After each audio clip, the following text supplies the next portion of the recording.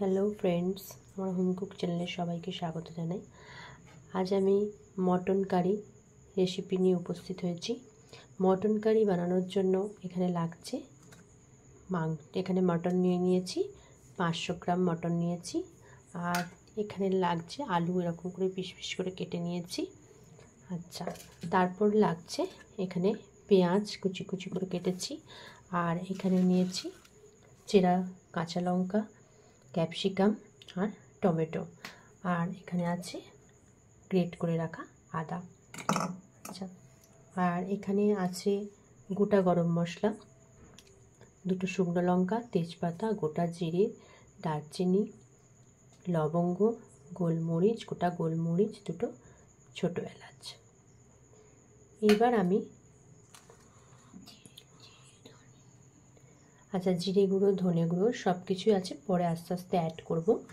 ওগুলো আর দেখাচ্ছি না, পরে দেখাবো, আপনাদের সাথে শেয়ার করছি।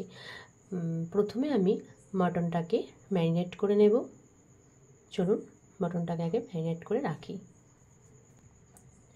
হলুদ গুঁড়ো দিচ্ছি কালার হওয়ার জন্য, মানে রঙটা আসে হলুদ দিলে। হলুদ তো অবশ্যই সবেতেই আমাদের হলুদ প্রয়োজন, হলুদ আমাদের স্বাস্থ্যের জন্যও ভালো। আচ্ছা, এখানে হলুদ গুঁড়ো দিয়ে দিলাম। এইবার দিচ্ছি কাশ্মীরি লঙ্কার গুঁড়ো, 1 চামচ মতো দিয়ে দিলাম কাশ্মীরি লাল লঙ্কার গুঁড়ো, এতে কালারটা ভালো আসবে।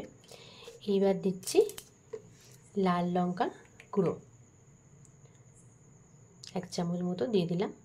আপনারা যেরকম ঝাল খেতে পছন্দ করেন সেরকম স্বাদ মতো দেবেন ঝাল, বাট আমি 1 চামচই দিলাম, খুব বেশি ঝাল দিচ্ছি না। এইবার দিয়ে দিচ্ছি 1 চামচ জিরে গুঁড়ো, তারপর দিয়ে দিচ্ছি 1 চামচ ধনে গুঁড়ো। এবার গ্রেট করে রাখা আদা দিয়ে দিলাম। এখানে লবণ দিচ্ছি, অল্প লবণ দিয়ে দিলাম স্বাদ মতো, পরে প্রয়োজন হলে লবণ আরও অ্যাড করব, বাট এখন ম্যারিনেট করার জন্য এটাই দিলাম। এইবার দিয়ে দিচ্ছি সমস্ত উপকরণগুলোকে একসাথে ভালোভাবে মেখে নেব, কিন্তু তার আগে দিয়ে দিচ্ছি এটা সর্ষের তেল। সমস্ত উপকরণগুলোকে একসাথে মিশিয়ে ভালো করে ম্যারিনেটটা করে নিচ্ছি।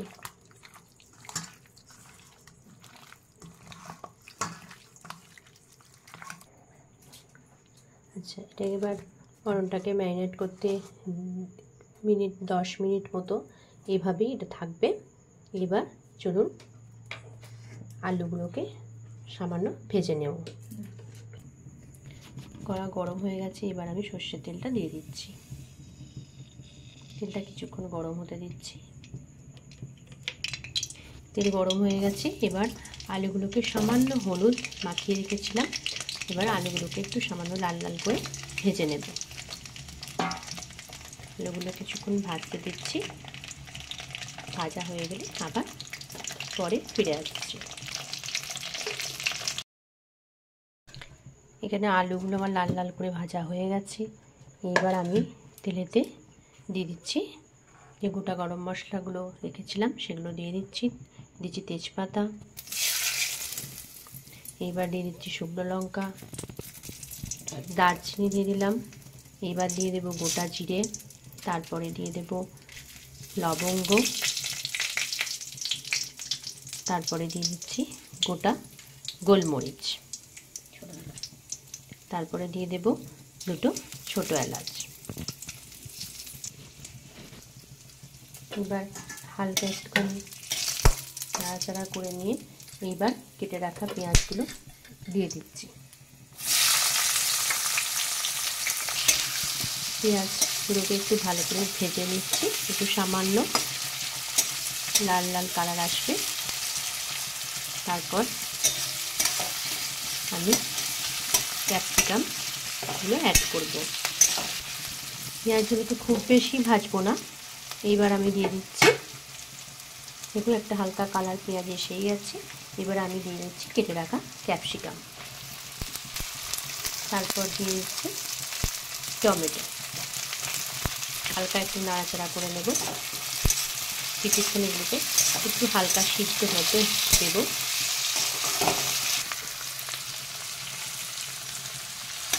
ক্যাপসিকাম আর টমেটোগুলো প্রায় হালকা হালকা সিদ্ধ হয়ে এসেছে। এইবার দিয়ে দিচ্ছি চিনি। এখানে চিনি অ্যাড করছি অল্প, কারণ চিনি দিলে কালারটা খুব ভালো আসে, টেস্টিও হয়। একটু উপকরণকে ভালো করে একটু নাড়াচাড়া করে নিচ্ছি। ভালোভাবে এগুলো ভাজা হয়ে গেছে। এইবার আমি মটনটা এখানে দিয়ে দেব। মটনটা আগে থেকে সমস্ত মশলা দিয়ে ম্যারিনেট করে রেখেছিলাম, মটনটা দিয়ে দিলাম। এবার দিয়ে হালকা কষিয়ে নেব। 5 থেকে 7 মিনিট এইভাবে মটনটাকে ভালোভাবে কষিয়ে নিয়ে আবার পরে ফিরে আসছি। প্রেশার কুকার এখানে কষিয়ে দিয়েছি। এবার আমি মটনটাকে যে কষিয়ে নিয়েছি ভালো করে, এবার প্রেশার কুকারে দিয়ে দেব। এবার আমি প্রেশার কুকারে দিয়ে দিয়েছি। এইবার সামান্য একটু গরম জল, প্রথমে একটু জল দিয়েছি আর একটু গরম জল এখানে দিয়ে দিচ্ছি। খুব বেশি জল দেব না, এই 1 গ্লাস মতো জল এখানে দিয়ে দিলাম। এইবার কাঁচা লঙ্কাগুলো, যেগুলো চেরা কাঁচা লঙ্কা 4টে দিয়ে দিলাম।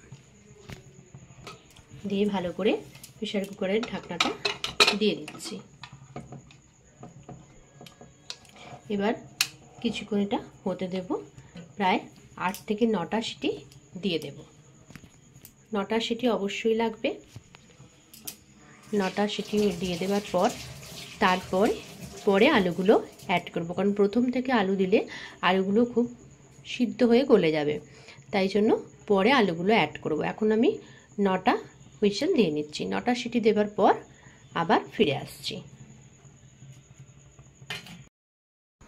বন্ধুরা, এখানে আমি 9টা সিটি দিয়ে দিয়েছি। 9টা সিটি দেওয়ার পর প্রেশার কুকারের ঢাকনাটা খুলে এবার যে আলুগুলো রেখেছিলাম ভেজে, সেই আলুগুলো এখানে দিয়ে দিচ্ছি।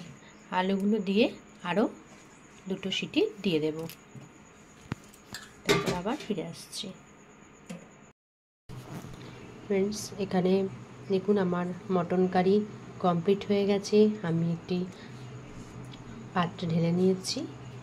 আমার এই মটন কারি আলু দিয়ে হালকা গ্রেভি, খুব বেশি গ্রেভি করিনি, আলু দিয়ে মটন কারি।